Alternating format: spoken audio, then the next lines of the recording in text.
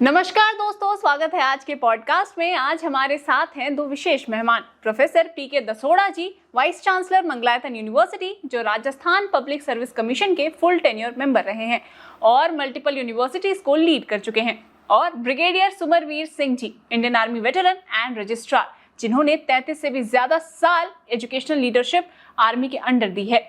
Indian military academy, college of military engineering और army educational corps training centre जैसे platform पर अपना योगदान दिया है। अब 2020 से मंगलायतन यूनिवर्सिटी के रजिस्ट्रार के रूप में अपना योगदान दे रहे हैं। तो चलिए शुरू करते हैं आज का ये खास पॉडकास्ट और स्वागत करते हैं हम आप दोनों ही मेहमानों का। सर, बहुत बहुत स्वागत है आपका आज के हमारे पॉडकास्ट में। कैसे हैं आप दोनों? बिल्कुल ठीक है, बहुत अच्छे। तो सर, सबसे पहले आपसे मेरा सवाल है ये कि ऐसा क्या आपकी लाइफ में वो मोमेंट था जब आपने सोचा कि एजुकेशन और लीडरशिप ये मुझे इंस्पायर करती है? मुझे लगता है कि जिस वक्त मेरे पेरेंट्स ने मुझे नर्सरी क्लास में एडमिशन कराया था, वही मोमेंट था जिससे शिक्षा से मेरा जुड़ाव हुआ आज तक चल रहा है जी। उस जुड़ाव को मैं कैसे छोड़ूं? और लीडरशिप क्वालिटी से? लीडरशिप तो जब से हमने कोई स्वतंत्र निर्णय लेकर के काम करना शुरू किया बचपन में भी, और उसमें सफलता मिली, तब से लीडरशिप क्वालिटी है। सही बात है। लेकिन ये कि आप इस चीज को प्रोफेशन में लाना चाहते हैं, आप इस चीज को और आगे एक लेवल और ऊपर लेके जाना चाहते हैं। निश्चित रूप से जो गुण है वो गुण तो प्रोफेशन में भी आएगा और प्रोफेशन के इतर भी आएगा। जीवन का गुण है वो, केवल प्रोफेशन का नहीं है। जो जीवन का गुण है वो जीवन के सभी आयामों में रहेगा, और जब सभी आयामों में रहेगा तो उसके उन्नयन के साथ ही स्वयं का उन्नयन भी होगा और समाज का उन्नयन भी होगा। तो आपके लिए लीडरशिप इन एजुकेशन का क्या मतलब है फिर? एजुकेशन, लीडरशिप में और leadership in education, leadership for education, leadership with education, इनमें सब में बहुत अंतर है जी। आप क्या जानना चाह रहे हैं?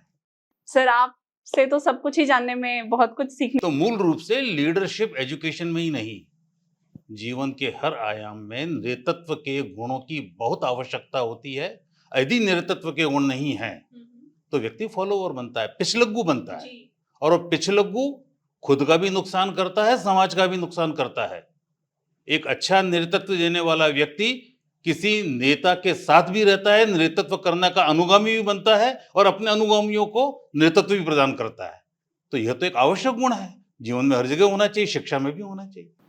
तो आपको लग रहा है कि अभी हमें अब लीडर्स क्रिएट करने की ज्यादा जरूरत है? निश्चित रूप से मैंने एक बात बहुत ही बारीकी से कही, आपको ध्यान में आ गई होगी, कि ऐसा लीडर जो अपने लीडर का भी अनुगामी हो और अपने अनुगामियों का भी लीडर हो। तो ऐसे तो हमें तैयार करने ही चाहिए हमेशा। मतलब कि वो चीजों को फॉलो भी करे, लेकिन खुद की एक लीडरशिप क्वालिटी जरूरी है। बिल्कुल, बिना लीडरशिप क्वालिटी के अपने लीडर के दिए हुए निर्देशों को अपने अनुगामियों को कैसे पहुंचाएगा? तो सर, ये जब आप एक बहुत इंपॉर्टेंट पॉइंट रख रहे हैं कि लीडरशिप मतलब ये क्वालिटी होना बहुत जरूरी है, ये निश्चित रूप से ग्राह्य गुण है। यह गुण ऐसा गुण है जो हर एक में होना चाहिए, और प्रकृति ने हर एक को दिया है, पहचानने की आवश्यकता है। ये बहुत जरूरी बात है सर, कि है सबके अंदर, बहुत लोग समझ नहीं पाते हैं उस चीज को। तो अगर ये स्किल जरूरी है, तो आज के समय में हायर एजुकेशन में आपको सबसे बड़ी खामी क्या लगती है? शिक्षा के अंदर यदि अगर आप ठीक तरह से चिंतन करेंगे तो ये एक सतत प्रक्रिया है, इट्स अ कंटिन्यूअस प्रोसेस। खामियां जब तक आप इसकी एनालाइज करते जाएंगे आपको नजर आती जाएगी। एक खामी देखेंगे, 1000 खामियां नई नजर आएगी, और उनमें उन्नयन ला करके उनको सुधार करने का एक सतत प्रक्रिया है जो अनादिकाल से चल रही है और आगे भी चलती रहेगी। बिल्कुल सर। सर, मैं आपसे जानना चाहूंगी कि आप वाइस चांसलर है मंगलायतन यूनिवर्सिटी में, तो आपके हिसाब से एक मॉडर्न वाइस चांसलर की क्या एसेंशियल क्वालिटीज होनी चाहिए? आपका प्रश्न थोड़ा कंफ्यूज करता है। क्या वाइस चांसलर मॉडर्न और पुरातन होता है क्या? ऐसा कोई आप बताइए। मैं जानना चाहूंगी कि ऐसा कोई डिफरेंस है क्या, कि अभी आज के जमाने के कुलपति अथवा कुलगुरु न तो मॉडर्न होता है न पुरातन होता है, वो एक दायित्व होता है जी। और दायित्व वर्तमान परिस्थिति के अंदर श्रेष्ठतम आउटपुट देने के लिए उनके पास क्या शैक्षिक योजनाएं हैं जो विद्यार्थियों को पर लागू कर सके और विद्यार्थियों को एक श्रेष्ठ नागरिक के रूप में, विषय के ज्ञाता के रूप में उपलब्ध करा सके समाज को। ये उसका दायित्व है जी। अब वो मॉडर्निटी इसमें कहाँ आई, मुझे अभी भी समझ में नहीं आया। मतलब कि ऐसा कुछ है कि उस वक्त के रिस्पॉन्सिबिलिटीज अलग थे, अब के सिर्फ अलग हो रहे हैं स्टूडेंट्स। जिम्मेदारियां सदैव समाज की स्थिति को सामने रख करके तय की जाती है, और समाज की स्थिति एक बदलती रहती है। परिवर्तन एक चिरंतन प्रक्रिया है, परिवर्तन को आप रोक नहीं सकते। और जब परिवर्तन होता है तो परिवर्तन के साथ साथ आपको अपने सोच में भी परिवर्तन लाना पड़ता है। ये एक सामंजस्य बैठाना पड़ता है। वह परिवर्तन देश काल परिस्थिति के अनुसार होता है, और उस परिस्थिति के अनुसार एक फ्यूचरिस्टिक दृष्टिकोण सामने रख करके, भविष्यवेता का दृष्टिकोण सामने रखते हुए योजनाएं बनानी पड़ती है, और उनका क्रियान्वयन किया जाना चाहिए।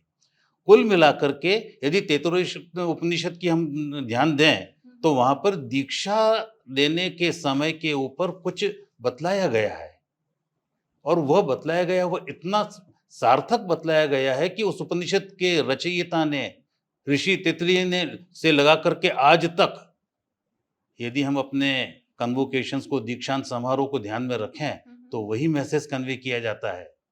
मातृ देवो भव, पितृ देवो भव, अतिथि देवो भव, राष्ट्र देवो भव। और इनको जब देवता के समान माने तो उनकी सेवा के लिए, समाज की सेवा के लिए ये भारत है। और भारत ने जो कंसेप्ट दिए हैं, जो संबोध दिए हैं, वे संबोध सर्वकालिक हैं, किसी एक समय के लिए नहीं है। हम विश्व बंधुत्व की बात करते हैं, सर्वे भवन्तु सुखिनः की बात करते हैं, तो ये क्या किसी मॉडर्न या पुरातन की बात हुई क्या? ये हमारी शिक्षा सदैव व्यक्ति के सर्वांगीण विकास के लिए होनी चाहिए, और वो विकास निश्चित रूप से समाजोपयोगी हो, समाज को सकारात्मक दिशा में ले जाने वाला हो। ऐसा विकास करने के लिए एक कुलगुरु का दायित्व है, और उसको ठीक तरह से निभाए, इस बात की उससे अपेक्षा है। तो सर ऐसा है क्या कि कोई स्ट्रेटजीज में चेंज आया है ड्यू टू स्टूडेंट्स का? अब सोसाइटी चेंज हो रही है, स्टूडेंट्स का माइंडसेट चेंज हो रहा है, तो इस वजह से क्या आप लोगों को कभी अपने स्ट्रेटजीज चेंज करने पड़ते हैं? मैंने पहले ही कहा कि चिरंतन प्रक्रिया है परिवर्तन। तो वो क्या? विद्यार्थियों का भी माइंडसेट चेंज हो रहा है, तो शिक्षकों का भी हो रहा है, समाज का भी हो रहा है, तो उसमें स्ट्रेटेजीज भी बदलती जा रही है। पहले हम मोबाइल अथवा इंटरनेट को काम में नहीं लेते थे शिक्षण में, आज काम में ले रहे हैं। ये तो आवश्यक है, कंटिन्यूअस अपडेशन होना चाहिए। नॉलेज जो नई चीज आ रही है वो हम ला रहे हैं। अब NEP 2020 को हम ध्यान रखें उच्च शिक्षा के अंदर, तो क्या भारत की शिक्षा नीति के अंदर पहली बार भारत केंद्रित शिक्षा नहीं हो रही है? पहले भारत में शिक्षा थी, अब शिक्षा में भारत है, ये अंतर है। बहुत बड़ी बात कह दी सर आपने। तो अब शिक्षा में भारत है या भारत में शिक्षा है, तो क्या ये जो भारत का एक मेजर पार्ट है, रूरल हो गए या सेमी अर्बन हो गए, उन लोगों की एक्सेसिबिलिटी के लिए क्या इनिशिएटिव्स ले रहे हैं आप लोग? आप मंगलायतन विश्वविद्यालय की बात कर रहे हैं? जी सर। तो बहुत सार्थक और जिसे कहें कि मजबूत कदम हमने बढ़ाया है। हमने ऑनलाइन टीचिंग शुरू की है, ऑनलाइन स्टडीज शुरू की है, डिस्टेंस एजुकेशन शुरू की है हमने। तो ये सामान्यतः एक विश्वविद्यालय के अंदर जो रेगुलर स्टूडेंट्स होते हैं उनकी एक सीमित संख्या होती है संसाधनों के कारण से, पर ऑनलाइन में हजारों विद्यार्थी आ जाते हैं। अभी हजारों विद्यार्थी हमारे ऑनलाइन शिक्षण प्राप्त कर रहे हैं, तो ये बहुत बड़ा परिवर्तन है। और देश की उन चुनिंदा विश्वविद्यालयों में से मंगलायतन विश्वविद्यालय एक है, जहाँ पर हजारों विद्यार्थी आज की तारीख में ऑनलाइन टीचिंग ले रहे हैं और अनेक विषयों में ले रहे हैं।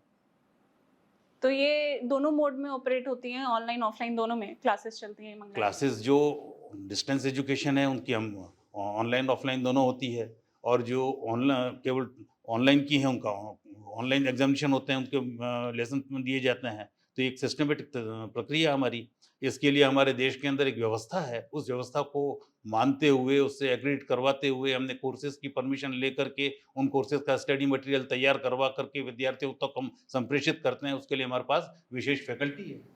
ओके, मतलब उसके लिए एक अलग सेट ऑफ, बिल्कुल पूरा सेटअप आवश्यक है, पुनः उस सेटअप के काम नहीं चलता है। पर जो रेगुलर क्लासेस होती हैं, तो रेगुलर टीचिंग होती है, उसके लिए भी हमारे पास पर्याप्त सुविधाएं हैं, और बहुत सफलता से, सार्थकता से और प्रभावी रूप से वो भी चल रही हैं। तो सर ये जो डिग्रीज होती हैं जो ऑनलाइन की हो रही हैं, मतलब मे बी शायद ऑडियंस जो भी सुन रही है उनके मन में भी क्वेरी आएगी कि जो ऑनलाइन डिग्री कोर्स करते हैं हम लोग, तो क्या उसकी डिग्री भी उतनी ही मान्य होती है जितनी ऑफलाइन? अगर विश्वविद्यालय ने डिग्री दी है तो डिग्री डिग्री है। जी। आप ये कह सकते हैं कि बीए की डिग्री और बीएससी की डिग्री में कोई मान्यता में अंतर है? मान्यता दोनों है। तो जिस विषय के अंदर जो डिस्टेंस एजुकेशन से ले रहा है, तो वह अगर रेगुलर ले रहा है अथवा डिस्टेंस ले रहा है, दोनों बराबर मान्य है और सभी जगह बराबर मान्य है। सर, मैं आपसे जानना चाहूँगी कि एक इतनी बड़ी यूनिवर्सिटी रन करना बहुत रिस्पॉन्सिबिलिटी का काम है, कंटिन्यूअस काम है जो आप करते रहते हैं, चलता रहता है। तो ऐसी क्या डेली चैलेंजेस हैं जो आप फेस करते हैं और क्या सॉल्यूशंस हैं जो आप इम्प्लीमेंट करके उसको टैकल करते हैं? पहला चैलेंज तो मुझे अपने आप को ये लगता है कि दिन भर के किए हुए काम को रिव्यू करना और आगे की स्ट्रेटेजी बनाना, ये बहुत बड़ा चैलेंज है। और ये केवल मंगलायतन यूनिवर्सिटी के लिए ही नहीं है। कोई भी व्यक्ति किसी भी दायित्व का किसी भी पद पर निर्वहन कर रहा है, उसके लिए ये बहुत बड़ा चैलेंज है। यदि वो इसमें चूकता है तो अपने दायित्व का ठीक तरह से निर्वहन नहीं कर पाता है, कहीं तो कोताही हो जाती है। तो अपना काम को रिव्यू करना और आगे का योजना बनाना। फिर दूसरा चैलेंज आता है, जो योजना बना ली उस योजना का क्रियान्वयन करना। योजना तो आप बना लेंगे, जब तक उसको एग्जीक्यूट नहीं करेंगे। और तीसरी बात आएगी, क्रियान्वयन में क्या कठिनाइयाँ आई उनको दूर करना। ये सतत प्रक्रिया है वापस। और ये केवल मंगलायतन विश्वविद्यालय के कुलपति की नहीं, किसी भी दायित्व पर बैठे हुए दायित्ववान व्यक्ति के साथ ये समस्याएं आती है और उसको इसका बोध होना चाहिए। यदि बोध नहीं है तो कहीं कहीं दायित्व के निर्वहन में कमी रह जाती है। मतलब कि सबसे इम्पोर्टेंट है कि आपने क्या काम किया है, आप खुद को एनालाइज करें। तो पहली बात है कि मुझे पता होना चाहिए मेरा काम क्या है, तब मैं देखूंगा मैंने क्या काम किया है। फिर मुझे उसकी कमी कहाँ रही, आगे की योजना बनाऊंगा, उस योजना को क्रियान्वयन करूंगा, उस क्रियान्वयन में कहाँ कमी रह गई, कहाँ इंप्रूवमेंट लाना, उसके लिए प्रयत्न करूंगा। और उस सब के लिए और भी कुछ जरूरत है, मेरे साथियों के साथ कोऑर्डिनेशन, उनके साथ संवाद जी, उनके साथ मधुर संबंध, उनकी प्रॉब्लम्स को जानना, उनकी प्रॉब्लम्स को हल करना। क्योंकि काम तो कुलपति नहीं करेगा या कोई भी दायित्व जिसके पास है वो नहीं करेगा, वो अपने साथियों के माध्यम से, उस टीम के माध्यम से करवाएगा। तो एक नेतृत्व के लिए ये एक आवश्यक गुण है कि टीम स्पिरिट डेवलप करे, टोली का भावना डेवलप करे। यदि टोली की भावना नहीं हुई तो मैं सोचता हूँ कि कहीं पर भी कोई काम नहीं हो सकता। और टोली की भावना को डेवलप करना, उसके लिए केवल औपचारिक शिक्षा के अतिरिक्त व्यक्ति की समझ वो बहुत आवश्यक है। व्यक्ति के अंदर मानवीय गुणों का निरूपण बहुत आवश्यक है। व्यक्ति के अंदर संवेदनाएं जागृत हो, ये बहुत आवश्यक है। एक संवेदनशील प्राणी किसी की तकलीफ समझ करके उसका हल निकालने की बात कर सकता है। यदि संवेदना शून्य कोई व्यक्ति हुआ तो कैसे दायित्व का निर्वहन होगा? उसे तो सामने वाले की प्रॉब्लम्स ही नहीं समझ में आएंगी। ठीक बात। तो सर, ये जो आपने कहा कि टीम स्पिरिट होना चाहिए या एक कनेक्शन होना चाहिए अपनी टीम के साथ, तो क्या ये कनेक्शन आपका अपने स्टूडेंट्स के साथ भी होता है? मैं अपने विद्यार्थी ही नहीं, मैं प्रयत्न करता हूँ, ये तो वो बतलाएंगे। मैं प्रयत्न करता हूँ कि चतुर्थ श्रेणी कर्मचारी से लगाकर मेरा अपने मैनेजमेंट तक से कनेक्शन रहे, प्रत्यक्ष अप्रत्यक्ष रूप से। क्योंकि हर एक से आप 4-4,500 विद्यार्थियों से सबसे नहीं मिल सकते, पर उनकी समस्याओं को आपको पता रहे, उनकी भावनाओं को पता रहे, वो क्या अपेक्षाएं करते हो पता रहे। और विश्वविद्यालय के अंदर विद्यार्थी क्या अपेक्षा करेगा? वो ये तो अपेक्षा नहीं करेगा कि जुलूस निकालना है, नहीं। वो अपेक्षा कक्षाएं ठीक तरह से चले, अच्छे टीचर आएँ, पुस्तकें पुस्तकालय में उपलब्ध रहे, पाठ्यक्रम समय पर पूरा हो, परीक्षाएं विधिवत हो, परीक्षाओं का परिणाम ठीक समय पर निकले, उनके जो सीखा है वह व्यावहारिक ज्ञान जीवन में काम आए, उनके व्यक्तित्व के समग्र विकास के लिए अन्य गतिविधियां संचालित हो। जैसा कि अभी हमारे कुल सचिव महोदय ने बताया, अनेक प्रकार की गतिविधियों का संचालन होता है और वो गतिविधियां हमारे शिक्षक गण अपने शैक्षिक दायित्व का निर्वहन करते हुए अतिरिक्त रूप से निर्वहन करते हैं, तो उनकी संभाल भी आवश्यक है। तो ये सारा उसका पार्ट है। छात्रावास को देखना, विश्वविद्यालय के अंदर जब विश्वविद्यालय के परिसर में कोई प्रवेश करता है तो वहाँ प्रवेश द्वार पर जो हमारा संतरी बैठा होता है, वो जब उसका नाम पूछता है, कहाँ जाना है, कैसे जाना है, उसका व्यवहार कैसा हो, ये भी हमारा दायित्व है ठीक तरह से देखना। तो ये तो समग्रता के अंदर बहुत आवश्यकता है। और ये केवल विश्वविद्यालय की नहीं है, आप आपके किसी भी ऑर्गेनाइजेशन की बात कर लो, ये तो बहुत आवश्यक चीज़ें हैं ये सारी। वो विश्वविद्यालय में भी हम काम में लेते हैं। बहुत इम्पोर्टेंट बात कही सर आपने कि एक ऊंचे लेवल पे बैठ के हर एक छोटे छोटे चीज़ पे ध्यान देना भी आपकी जिम्मेदारी है। बिल्कुल जिम्मेदारी है हमारी। सर मैं आपसे जानना चाहूँगी, ये जो अभी दर्शक आपको देख रहे होंगे इसमें से बहुत से ऐसे स्टूडेंट्स होंगे जो लीडरशिप माइंडसेट के साथ आगे बढ़ना चाहते होंगे, उनको आप क्या सुझाव देना चाहेंगे?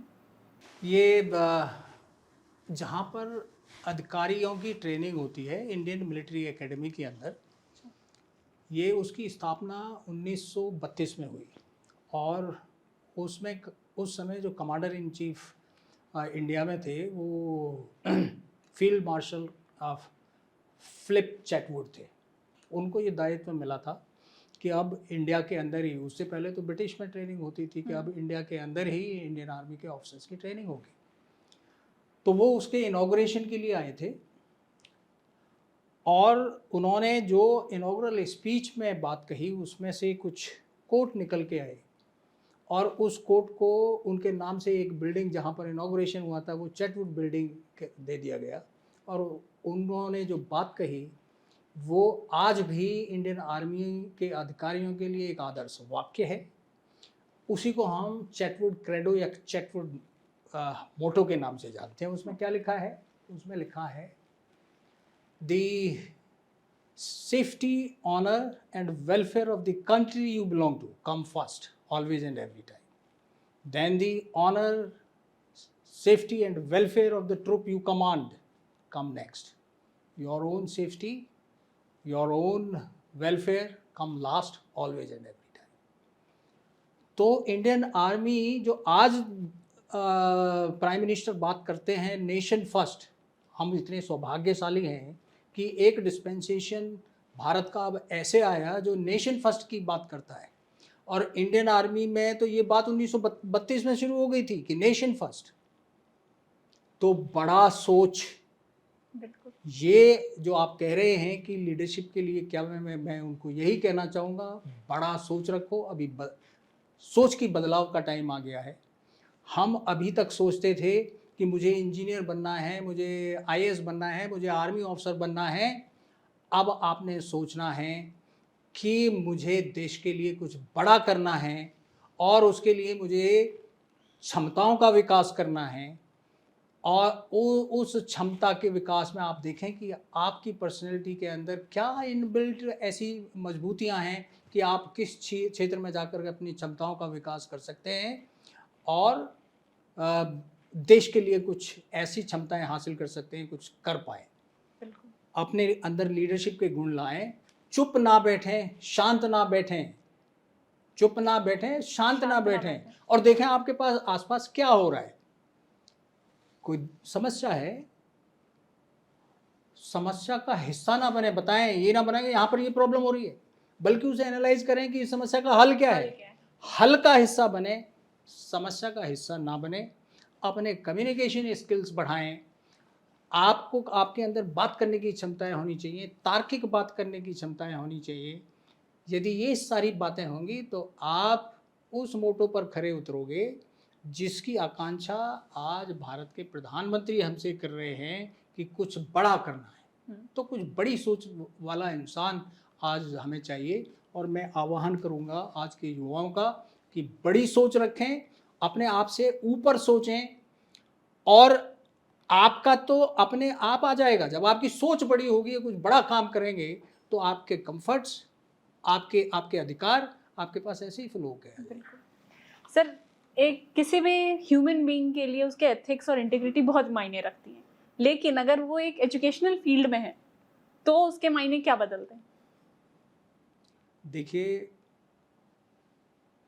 एजुकेशन फील्ड के अंदर जैसा कि अभी मैं बात कर रहा था कि हमने अब एक ऐसा युवा तैयार करना है।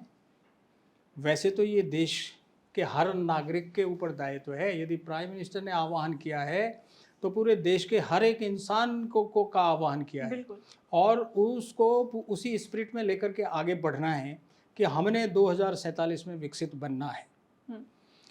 तो एथिक्स एंड इंटीग्रिटी, जब इनके ऊपर जब दायित्व आएगा, इन बच्चों के ऊपर दायित्व आएगा, तो इनका जो चरित्र है वो चरित्र ऐसा हो जिस पर देश नाच करे। और वो चरित्र बनाने वाला कौन होगा? वो बनाने वाला होगा हमारा टीचर, हमारे नॉन टीचिंग स्टाफ, यहाँ का प्रशासन। और आज जो है एग्जाम्पल से वो बनता है, सेल्फ एग्जाम्पल। भाई बच्चे क्या देख रहे हैं? यदि वो मॉरल वैल्यूज़ नहीं देख रहे हैं, एथिक्स नहीं देख रहे हैं उनकी पर्सनल लाइफ में, तो वो सीख ही नहीं पाएंगे, उनका वो चरित्र बन ही नहीं पाएगा। तो हमें इंस्टीट्यूशन के अंदर ज़रूरत है कि हमारे मॉरल वैल्यूज़ हाई हों, हमारे हर एक्शन एथिकल हो, वैल्यू सिस्टम एक इवॉल्व हो और वो उस दायरे में हम काम करें, क्योंकि जो हम प्रस्तुत करेंगे वही बच्चे सीखेंगे। तो सर आपको लग रहा है कि इस चीज़ पे काम करना बहुत ज़रूरी है, या ये चीज़ इम्पैक्ट हुई है आज के जनरेशन की अगर बात करें तो एथिक्स और इंटीग्रिटी पे थोड़ा उन लोगों ने कॉम्प्रोमाइज़ किया है? नहीं, हम ऐसे कहना तो गलत होगा कि भाई कंप्रोमाइज़ हुआ है। समाज के अंदर बुराई और अच्छाई दोनों साथ साथ चलते हैं, लेकिन हमारी कोशिश आज के टाइम में जो दायित्व है ये हायर एजुकेशन इंस्टीट्यूशंस के ऊपर ज़्यादा आ गया है, क्योंकि हमने ही देश के योग्य नागरिक पैदा करने हैं। तो हम अपने आप को उनको वो वैल्यू सिस्टम दें जो जिन वैल्यू सिस्टम को लेकर के वो डिलीवर कर सकें। बिल्कुल सर। इसमें अगर मंगलायतन यूनिवर्सिटी की बात करें तो इनोवेशन हो गया, क्रिटिकल थिंकिंग हो गई, इन सब चीज़ों को या एंटरप्रेन्योरशिप उसकी जो स्किल्स हैं वो डेवलप कराने के लिए मंगलायतन यूनिवर्सिटी क्या स्टेप्स ले रहे हैं? देखिए, वो चीज़ें करने के लिए कई दिशाओं में काम चल रहा है। हमारे जो एलुमनाई हैं वो आज लगभग 17-18 साल, वो 18 साल से ज़्यादा ही विश्वविद्यालय को हो गया, और वो अब एक रीजनेबल पोजीशन पर पहुंच गए हैं। तो उनके अंदर एंटरप्रेन्योरियल स्किल्स हों। हम अपने उन एलुमनाई को आमंत्रित करते हैं कि जो अच्छा कर रहे हैं बाहर की लाइफ में, और वो बच्चे आकर के हमारे बच्चों से इंटरेक्ट करते हैं। दूसरी बात ये है कि हमारा एक ख़ास एग्जाम्पल मैं देना चाहूँगा कि लखनऊ के अंदर एक इंस्टीट्यूशन है, national botanical institute, research institute. उसमें हमारा एक एलुमनाई थे जो काम कर रहे थे। उन्होंने वहाँ पर इतना अच्छा काम किया कि उनका शौक ने उनको एक MSME टाइप की एक इंस्टीट्यूशन उन्होंने शुरू कर दी, और वो भी इतना अच्छा कर रही है। वो प्लांट टिश्यू कल्चर के ऊपर काम कर रहे हैं, और वो हमारे बच्चों को आमंत्रित करते हैं। वहाँ हमारे बच्चे जाते हैं और वो वहाँ पर इंटर्नशिप करके आते हैं, और वो यूनिवर्सिटी में आते हैं और बच्चों को बताते हैं कि इस तरह के जो स्टार्टअप्स हैं, इस तरह की सोच आप रख सकते हैं कि ये एक एग्जाम्पल आपके पास है, और भी कितने ही फील्ड ऐसे हो सकते हैं कि आप जिसमें सोच सकते हैं और कुछ नया कर सकते हैं। सर अगर हम लोग बात कर रहे हैं आजकल के ज़माने की, आजकल के स्टूडेंट्स की, तो एक टर्म हर स्टूडेंट या इस जनरेशन में बहुत फेमस है कि डिप्रेशन है, ओवर थिंकिंग है, या ओवर प्रेशर है हर चीज़ों का। तो यूनिवर्सिटी कैसे टैकल कर रही है इन सब चीज़ों को कि स्टूडेंट का लाइफ बैलेंस्ड रहे, वो लोग पढ़ाई को एंजॉय करें, ओवर स्ट्रेस्ड ना रहें? इन सब के लिए क्या स्टेप्स लेते हैं? थोड़ी सी विमति है आपसे, जी सर। क्योंकि ना तो आज विद्यार्थी इन टर्म्स से फेमिलियर है, ना ये इन टर्म्स को बोलता है विद्यार्थी। ये तो हम उसको पर आरोपित करते हैं। अच्छा, बहुत अंतर है इन दोनों विषयों में। वो डिप्रेशन में है या हम उसे डिप्रेशन में मान रहे हैं, इन दोनों बातों में तो बहुत अंतर है। या वो डिप्रेशन में खुद को नहीं मान रहा है तो? वो मैं कह रहा हूँ वो नहीं मान रहा है। He is a free bird, और फ्री बर्ड है, वो डिप्रेशन में नहीं आएगा कभी भी। सवाल ये कि उसको दिशा देने की आवश्यकता है, और दिशा देने के लिए विश्वविद्यालय शिक्षा का केंद्र है। और शिक्षा क्या है, पहले हमें शिक्षा क्या है वो समझना पड़ेगा।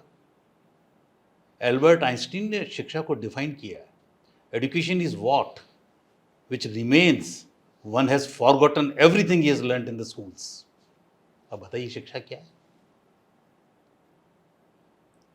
विवेकानंद शिक्षा को कैसे कहते हैं? Education is the manifestation of perfection already with in a person. हमारे यहाँ शिक्षा को क्या कहा? सा विद्या या विमुक्त। ये मुक्ति किससे लेनी है? आप तो आरोपित कर रहे हैं डिप्रेशन में हो, वो डिप्रेशन में नहीं है। पहले तो आप इस बात को स्वीकार करें। हम उस पर आरोपित करें कि वो डिप्रेशन में है, यह हम उसको गलत दिशा दे रहे हैं। दिशा देने का काम हमारा है, बड़े होने के कारण हमारा, अनुभव होने के कारण हमारा है। तो उसके अंदर जो पोटेंशियल है उसको मैनिफेस्ट होने का अवसर तो दें। विद्यार्थी आपके पास आ गया, वो फिजिक्स पढ़ रहा है, बहुत अच्छा संगीतकार बन सकता है। हमने तो हमारे विश्वविद्यालय के अंदर ऐसे क्लब्स चलाए हैं।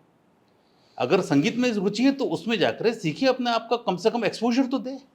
और निर्णय लेने की क्षमता के लिए उसको स्वतंत्र चिंतन करना आवश्यक होगा। वह स्वतंत्र चिंतन करने के लिए उसको सोचने के लिए स्वतंत्रता देनी होगी। कुछ काम को एग्जीक्यूट करने के लिए उसको स्वतंत्रता देनी होगी। उसमें सफल भी होगा, विफल भी होगा। और सफल विफल आश निराशा चलती रहती है जीवन में। वो विफलताएं सफलता की ओर मार्ग प्रशस्त करती है, पर हम उसको मौका तो दें। हम अंतर्राष्ट्रीय स्तर की बात करते हैं तो किस आधार पर करते हैं? हमारे पैरामीटर्स क्या हैं? किन पैरामीटर्स के आधार पर करते हैं? आप पैरामीटर चेंज कर दो, इंटरनेशनल लेवल हम इंडिया के बराबर आने की बात करेगा। पैरामीटर्स जो किसी और ने सेट किए हैं, उन पैरामीटर को हम पूरा करना चाहते हैं। मेरी अपनी सारी बात में आपको मैंने बताया कि हमारे पैरामीटर कुछ और होने चाहिए। सही बात। हमारा पैरामीटर आत्मिक विकास होना चाहिए। हमारा शिक्षा का उद्देश्य होना चाहिए सा विद्या या विमुक्त है, वो मुक्ति प्रदान करे। हम शिक्षा का उद्देश्य में नोबेल प्राइज ले ले, अगर शिक्षा का उद्देश्य यह है तो एटम बम बनवाया था। आप मुझे हमें स्वतंत्र चिंतन तो प्रारंभ करें। हम सही क्या गलत क्या है तो सोचें। या हम इस चीज के बर्डन में हैं कि हमसे वो देश हम एक रेट रेस में फंसे हुए हैं। हाँ, exactly. अब रेट रेस से दूर हटना पड़ेगा हमें। एक चूहा दौड़ से अलग जाना पड़ेगा हमें। हमें अपने लक्ष्य सामने रखने पड़ेंगे। और हमारे लक्ष्य क्या है? मैंने थोड़ी देर पहले बताया आपको, परमेष्टि तक पहुंचना। सर्वे भवन्तु सुखिनः सर्वे सन्तु निरामया सर्वे भद्राणि पश्यन्तु मा कश्चित् दुःखभाग् भवेत्। हम तो सबके कल्याण की बात कर रहे हैं। मैं नोबेल प्राइज ले लूं और इंटरनेशनल लेवल पे अपने आप को मान्यता दे दूं, तो आप बताइए कि हिंदुस्तान के जो नोबेल प्राइज विनर हैं उन सब पे हमें गर्व तो है, पर उनसे कितने लोग आगे बढ़ रहे हैं उनको सीख करके। सही बात है। देखिए, ये मैं जो प्रश्न खड़े कर रहा हूँ, ये प्रश्न स्वाभाविक है कि मैं इसलिए खड़े कर रहा हूँ कि समाज देखेगा, समाज सुनेगा इसको, कहीं किसी को मैं सेंसिटाइज कर सकूं इस बात से। बिल्कुल। और वह सेंसिटाइज करने का मेरा मुख्य उद्देश्य यह है कि व्यक्ति अपने से थोड़ा ऊपर उठ करके कल्याण की बात सोचे। अनो भद्रा कतो यंतु विश्वतः, let the noble thoughts come from all directions. सभी दिशाओं से श्रेष्ठ विचार हमारे पास आए, इसके लिए हमें प्रयत्न करना पड़ेगा। केवल इसलिए नहीं कि मेरा एक नेचर के अंदर रिसर्च पेपर छप गया और मैं प्रसन्न हो जाऊं और उस रिसर्च पेपर के आधार पर मानवता का कहीं नुकसान भी हो जाए। आज की तारीख में हम सब डरे हुए हैं आर्टिफिशियल इंटेलिजेंस से जी। वो आर्टिफिशियल इंटेलिजेंस अभी सर ने बताया हम सिखा रहे हैं बच्चों को, बिल्कुल सिखा रहे हैं, क्योंकि we have to keep pace with the development in the world. पर इसका मतलब ये नहीं कि हम मानवीय गुणों को भूल जाएं, मानवीय संवेदनाओं को एक तरफ रख दें, वो बहुत आवश्यक है। और अंतर्राष्ट्रीय स्तर पर आने के लिए हमें हमारे पैरामीटर्स को एसेस करना पड़ेगा। हमारे यहाँ का रविंद्रनाथ टैगोर, वो तो नोबेल प्राइज विनर थे, पर उनके नोबेल प्राइज की जिस पुस्तक में मिला गीतांजलि, उस गीतांजलि के साथ साथ वो क्या क्या था, और बहुत अच्छे आर्टिस्ट भी थे, रविंद्र संगीत के रूप में दुनिया उनको जानती है, बहुत अच्छे फिलोसफर थे। तो क्या इस प्रकार से हम व्यक्ति का डेवलपमेंट कर रहे हैं क्या? आप देखिए कि हमारे यहाँ की हमारे यहाँ अरविंद थे, महर्षि अरविंद। महर्षि अरविंद किस बात से जाने जाते हैं? उनकी पुस्तक सावित्री के नाम से जाने जाते हैं। महर्षि अरविंद ने उनका उत्तरपाड़ा का भाषण आज भी लोग बाग याद करते हैं। स्वतंत्रता के लिए उन्होंने भाषण दिया था, लोगों को क्रांति जगाई थी। तो इन चीज़ों के बारे में जब हमारे विद्यार्थियों को पता लगेगा तो हम अंतर्राष्ट्रीय स्तर पे अपने आप आएंगे। तो सर ऐसे कोई वैल्यूज़ हैं जो आप चाहते हैं कि फॉरेन एजुकेशन सिस्टम से हमारे में आए, और इंडियन एजुकेशन सिस्टम की जो वैल्यूज़ है वो कौन कौन से ऐसे वैल्यूज़ हैं जो बने रहें? देखिए, वैल्यू की बात आप कर रहे हैं थोड़ी देर पहले आपने कुछ समथिंग पूछा भी था वैल्यूज़ के बारे में। Ethics एंड वैल्यूज़ है ना। जी मुझे एक बात पता है कि वैल्यूज़ और एथिक्स में क्या अंतर है। सर। आप देखिए कि इन सब का निचोड़ में एक सेंटेंस में बोलता हूँ, जी आत्मन प्रतिकूलानि परेशान समाचरेत। हम दूसरों के साथ वह व्यवहार न करें जो दूसरों का मेरे साथ मुझे पसंद ना हो। सारी वैल्यूज इसमें आ गई, सारी वैल्यूज आ गई दुनिया की। सही बात। आत्मन प्रतिकूलानि परेशान समाचरेत। हम दूसरों के साथ ऐसा व्यवहार न करें जो दूसरों का मेरे साथ पसंद ना हो। न किसी को धोखा दूं, क्योंकि मुझे धोखा खाना पसंद नहीं है। किसी का नुकसान नहीं करूं, मुझे नुकसान लेना पसंद नहीं है।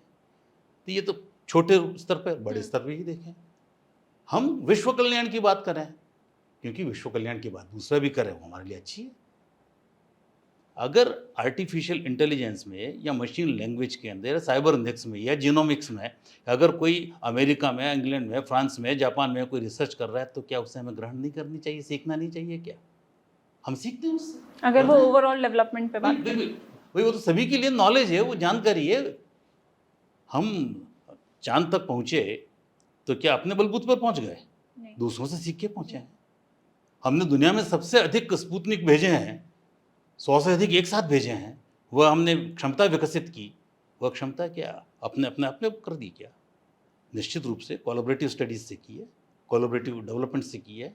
तो हमें सीखना तो ही है, सीखना भी है और सिखाना भी है। सीखना और सिखाना साथ चलता है। ये दो कदम हैं, एक कदम आगे बढ़ता है, दूसरों को आगे बढ़ाना पड़ेगा।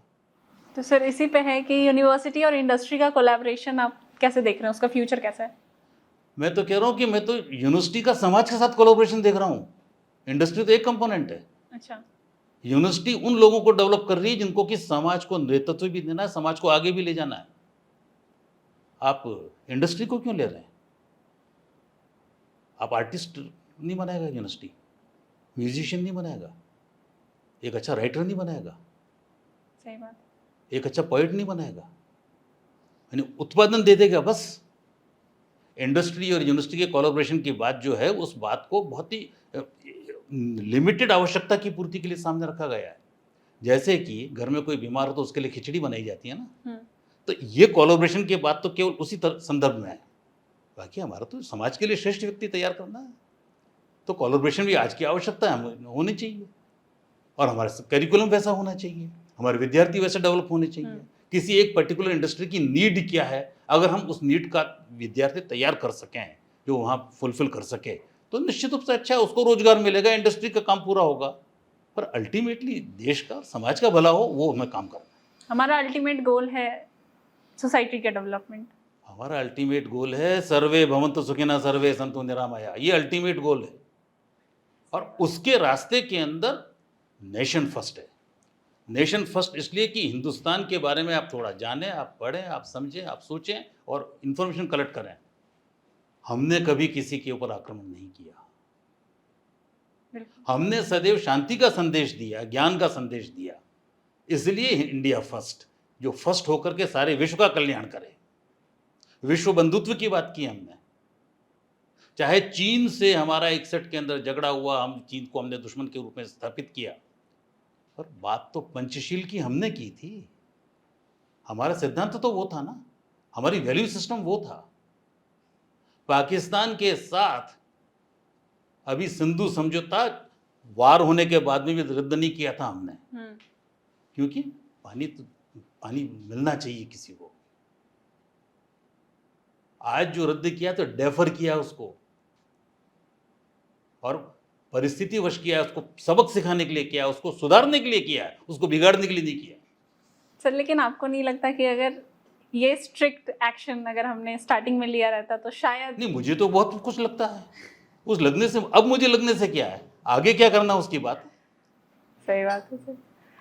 मतलब आपसे ये आंसर जान के सर मेरा एक और क्वेश्चन आपसे पूछने का मन हो रहा है कि अगर आपके पास एक सुपर पावर हो कि आप इंडियन एजुकेशन सिस्टम में ये चेंज ला सकते हैं, तो वो चेंज क्या होगा? देखिए, इंडियन एजुकेशन सिस्टम के अंदर जो चेंज लाया है अभी, तो मैं एक ही बात बताऊंगा कि कब कब चेंज आया इसको देखें हम।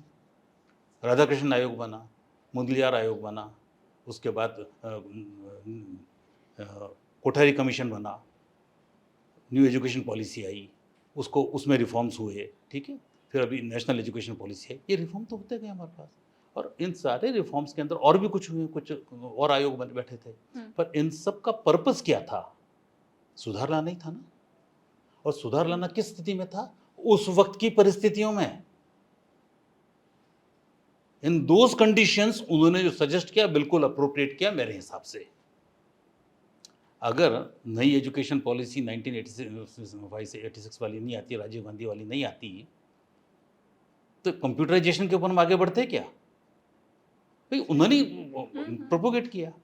और आज देश की आवश्यकता अलग है, लोकल फॉर ग्लोबल की बात कर रहे हैं हम, इंडियन नॉलेज सिस्टम की बात कर रहे हैं हम। तो ये चेंजेस आए हैं, और इन चेंजेस को ठीक तरह से इम्प्लीमेंट करने की बात है तो निश्चित रूप से भी 5 साल हुए हैं।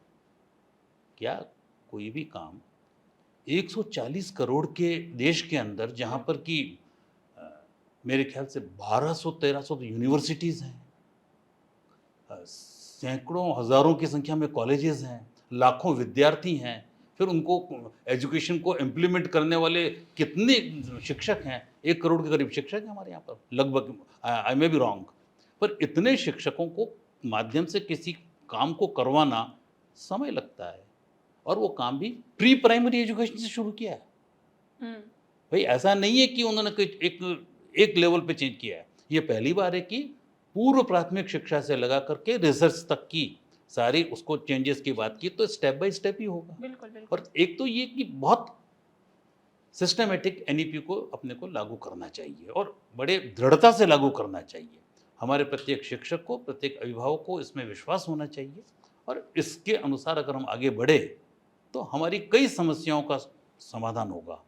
किंतु मैं एक बात और कहना चाहूँगा कि मैंने प्रारंभ में कहा था, परिवर्तन चिरंजीवी है।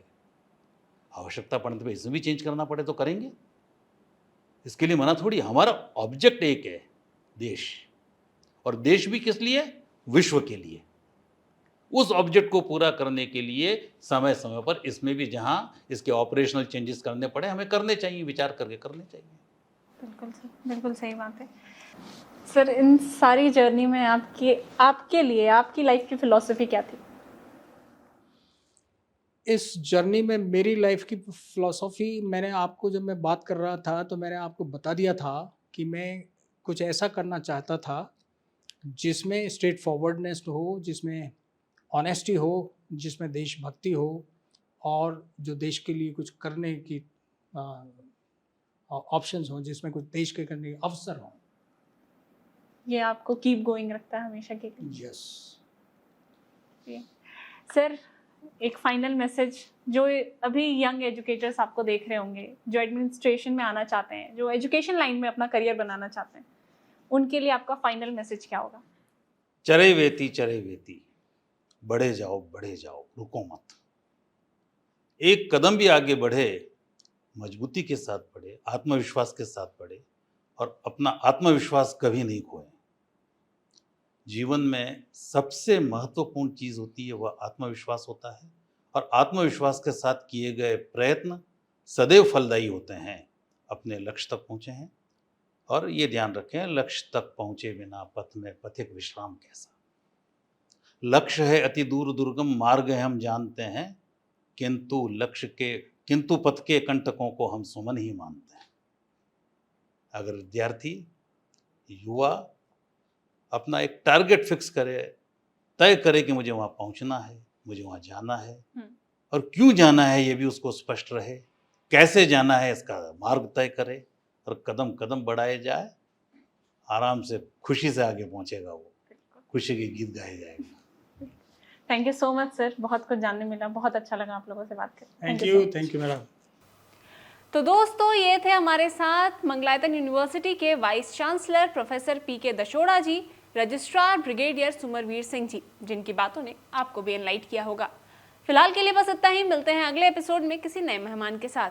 है।